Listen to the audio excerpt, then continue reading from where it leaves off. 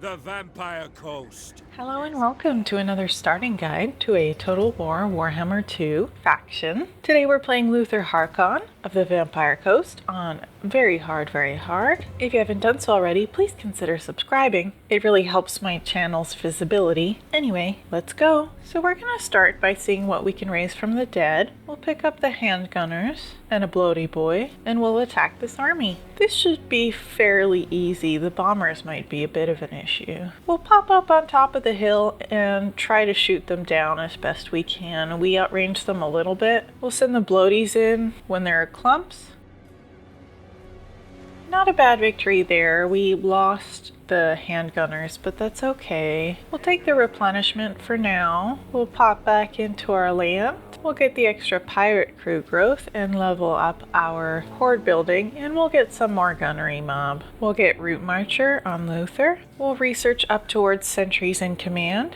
We'll upgrade our gunner building in the Awakening. Turn 2, we can't quite make it to Poxmarsh, so we're gonna raise a bloaty boy, go about halfway, and raid. We'll get the munitions hut in the Awakening. Turn 3, we can recruit some handgunners now, so we'll get some of those. Turn 4, we'll get the growth building in the Awakening, and then we'll recruit some mortars. Turn 5, got a personality switch. We'll go halfway to Poxmarsh and raid, upgrade our growth building. Turn 6, we're going to attack Poxmarsh. This shouldn't be too bad. For this battle, now that we have the mortars, it's a lot easier to kind of sit back and let them do the work. And we have a lot more handgunners, so we outrange them better. We just want to keep an eye on the bloated corpse so that it can't get a big blob kill like we try to get with ours. So we'll have Luthor stop that. Good victory there. We're just going to sack this, and this is going to be our sack city for a little while because it is pretty close to home. We'll get the replenishment here. I'm going to build a pirate cove. I'm not going to put anything in it yet because usually someone else declares war on us and then we want to occupy this, but it's an option for later. Turn 7, we're going to take a gunnery white. Disciplined is great, got lucky there. We'll move him closer to the army. We'll raise an extra handgunner and attack Poxmarsh again.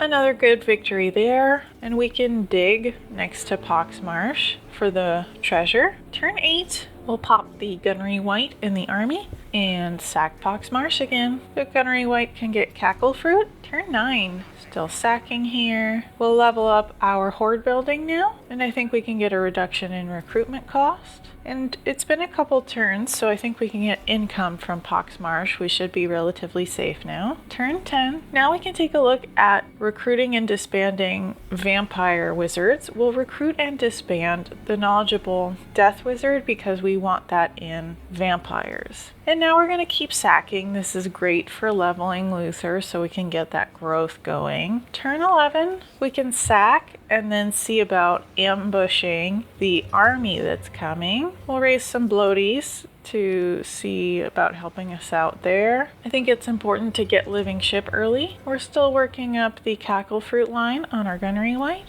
Turn 12. This army's trying to make it to our capital, so we're gonna see about stopping them. We can pop into our land and see about raising another handgunner, and now we'll attack. This is pretty easy. We should corner camp for safety, just so that they can't flank us as much.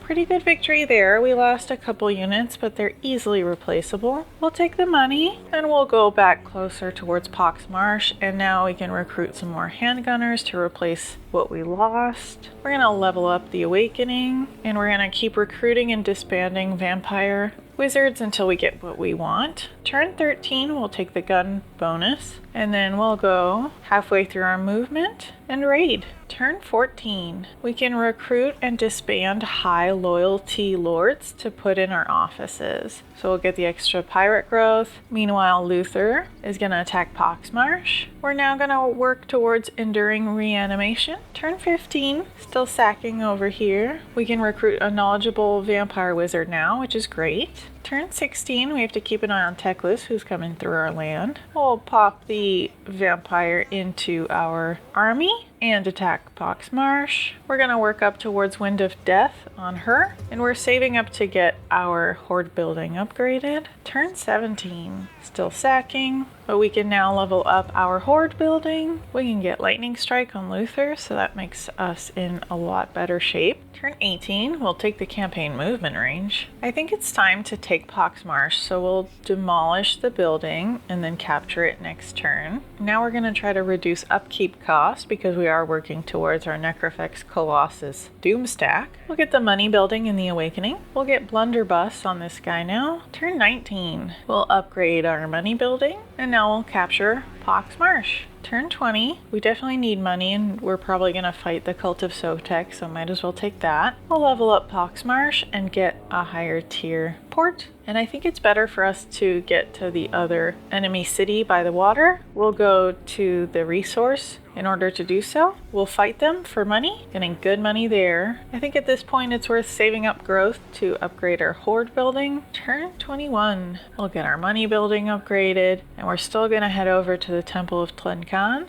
We can level up our horde building now. Turn 22. We want to be careful of this guy. I'm not sure that we can beat that. So I think we'll go full sail away from him here. Turn 23. We're going to attack the temple. Looks like we can hit this army on the outside first. Attack that. Pretty good money from that.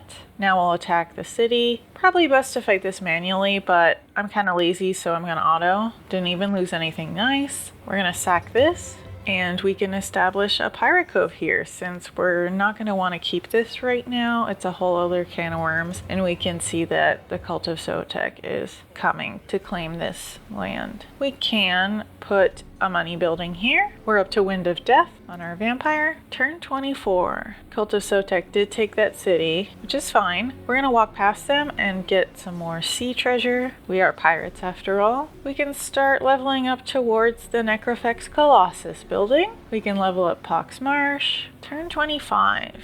We'll attack this resource. We're gonna attack them. We need money. I'm gonna auto because I'm lazy. Nice, lucky me. And we can start making our way maybe up to the other skull resource up there. We can raise some extra units to make up our strength. But I think we leave this in a good position. We're really close to our Necrofex Colossi, and we have a good magic attack. So this campaign is in a really good spot right now. We don't have any enemies. I think from this point, you can do just about anything. So I'm going to call that an episode. If you like this and you want to see more starting guides, go ahead and subscribe. You know how YouTube works. Goodbye.